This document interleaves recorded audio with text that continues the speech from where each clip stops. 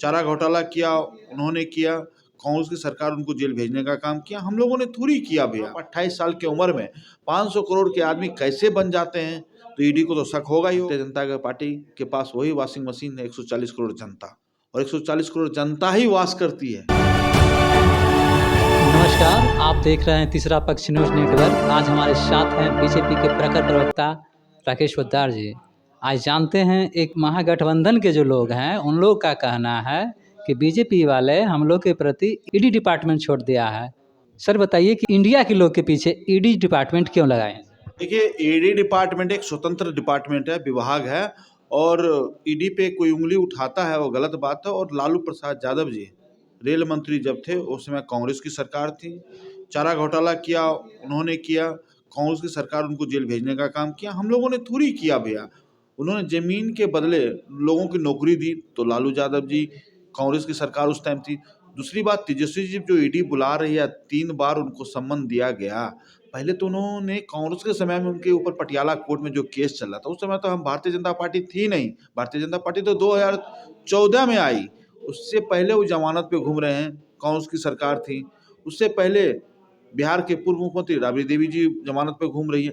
कहीं ना कहीं पहले के ही जो मामले इनके ऊपर चल रहे हैं उसमें जमानत पे घूम रही है। और मैं दूसरी बात एक चीज कहना चाहता हूँ, आप 28 साल की उम्र में 500 करोड़ के आदमी कैसे बन जाते हैं, तो ईडी को तो शक होगा ही होगा। अगर ईडी आपको सम्मन दे रहा है, आपको बुला रहा है, तो अगर आपके दाढ़ी में तिनका नहीं है, दाल काला नहीं है, तो आपको जाना चाहिए भैया, उनके पास मिलना चाहिए, कहना चाहिए कि मैं पाक साफ हूँ। अगर उससे भी अगर आपको दिक्कत लग रहा है कि ईडी हमारे घर भेज रहा है, ईडी ने हमारे पास, भारतीय जनता पार्टी ने या इसका इस्तेमाल कर रही है, तो आप माननीय उच्च न्यायालय क्यों नहीं जाते?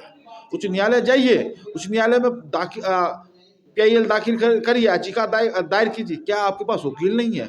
दायर कीजिए, पूछिए कि मैं एक देश का नागरिक हूँ, मुझे ईडी तंग कर रहा है। तो कहीं ना कहीं आप लोग के दाढ़ी में तिनका है, इसीलिए आप कोर्ट भी नहीं जाना चाहते हैं। हम आपसे पूछना चाहते हैं, आकू मेनन के लिए और अफजल गुरु के लिए रात को 12 बजे कपिल सिब्बल दरवाजा खटखटा सकता है, तो आप तो राजनेता हैं, आप तो अपनी याचिका दायर कीजिए। अरविंद केजरीवाल को याचिका दायर करनी चाहिए, शिबू सोरेन को, अपना हेमंत सोरेन जो उनके पुत्र हैं शिबू सोरेन के, उनको भी याचिका दायर करना चाहिए। भैया हमारे घर ईडी क्यों भेज रहे हो?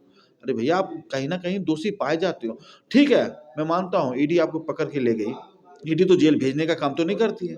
जेल भेजने का काम कौन करती है? कोर्ट करती है। माननीय कोर्ट के पास जाते हैं, माननीय उच्च न्यायालय के पास जाते हैं, न्यायालय में जाते हैं, वहाँ जज साहब कहीं ना कहीं आपको दोषी पाते हैं, तब आपको जेल भेजा जाता है। ईडी का काम नहीं है जेल भेजना। लेकिन सर सवाल यहाँ खड़ा होता है कि सिर्फ इंडिया के लोगों के ही क्यों, इंडिया के जो दल हैं उन्हीं के ऊपर क्यों जाता है ईडी के छापामारी, बीजेपी वाले पर क्यों नहीं? बीजेपी बाहर के लोग भ्रष्टाचारी नहीं है। आज हम लोग 10 साल से सरकार चला रहे हैं, किसी व्यक्ति का नाम आया वो घोटालेबाज है? नहीं आया।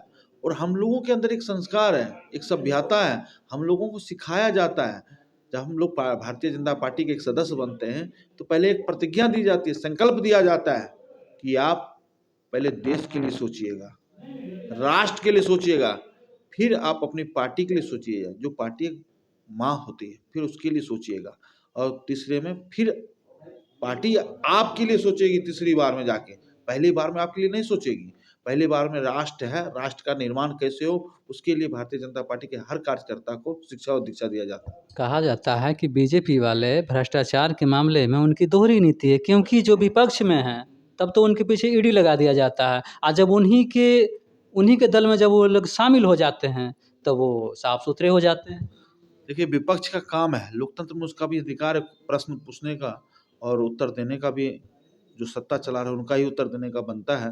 मैं उनको से पूछना चाहता हूँ, जिनके बारे में आप नाम लेना चाहते हैं, जिनके बारे में भी वो कोर्ट में ईडी के सामने गए थे, सरकारी गवाह भी बने, जब उनको कोर्ट में पेश किया तो माननीय न्यायालय ने उसको बरी कर दिया, तो उस पर तो प्रश्न चिन्ह लगता ही नहीं। तो यही बात तो हम आज आपको भी कह रहे हैं।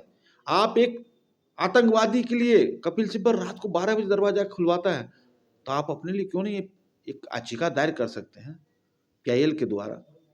जाइए कोर्ट में, माननीय न्यायालय के पास जाइए, सत का सत हो जाएगा, दूध का दूध, पानी का पानी हो जाएगा।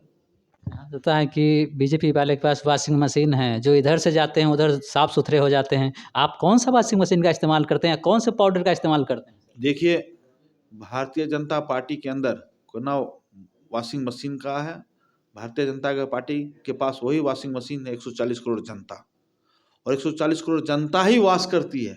अगर हम आज से पूछना चाहते हैं, अगर आप पे हम दबाव बना रहे हैं, 140 करोड़ जनता जो है हमें हर प्रदेश में आज 16 राज्यों में सरकार चलाने के काम करे। भारतीय जनता पार्टी 2 सांसदों से शुरू हुई थी, लेकिन हम लोगों का लक्ष्य था कि देश कैसे आगे बढ़े, 140 करोड़ जनता का कैसे भला हो, गरीब की कल्याण कैसे हो, गरीब कल्याण कैसे हो, सड़क कैसे बने, उसकी चिंता थी। हम लोग, हमारे देश के प्रधानमंत्री, आपने कभी सोचा पशु और पक्षी के लिए भी सोचता है? 70 साल 75 साल देश आजाद हुए, किसी प्रधानमंत्री ने पशु और पक्षी के बारे में सोचा?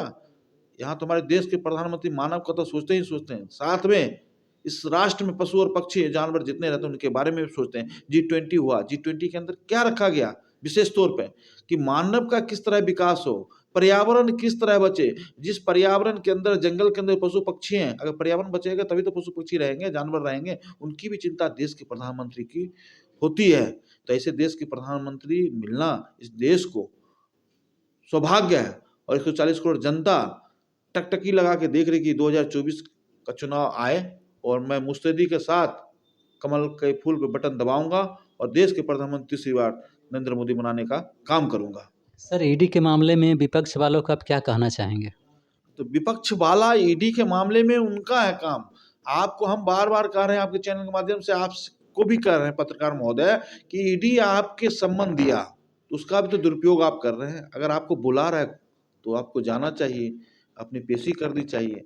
तो आप तो जाते नहीं। सम्मान 3 बार होता है, 7 बार सम्मान होता है, फिर आपको तो अरेस्ट करेगा ही करेगा, कोर्ट में आपको पेश करेगा, अरेस्ट करेगा। क्यों नहीं? कहीं सरकारी जो कानून है उसको आप उल्लंघन कर रहे हैं। आपको बुलाया गया तो आपको जाना चाहिए। एक आम आदमी का, किसी का बेल टूट जाता है, पुलिस उसको आके उठा के ले जाती है, या उसका बेल टूट जाता है तो कोर्ट में जाके जमानत ले लेता है, तो आप नहीं जा सकते हैं?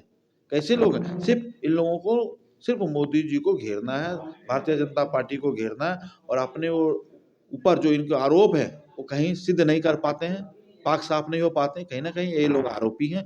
और मैं आपको पूछना चाहता हूँ, ये लोग भ्रष्टाचारी हैं।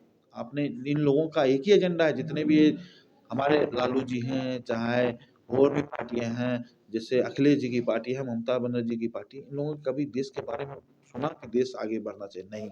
इन लोगों का एजेंडा होता है कि पहले परिवार फर्स्ट, सेकंड में पार्टी, थर्ड में देश। लेकिन भारतीय जनता पार्टी उसका विपरीत, पहले देश, फिर पार्टी, फिर कार्यकर्ता। Thank you sir.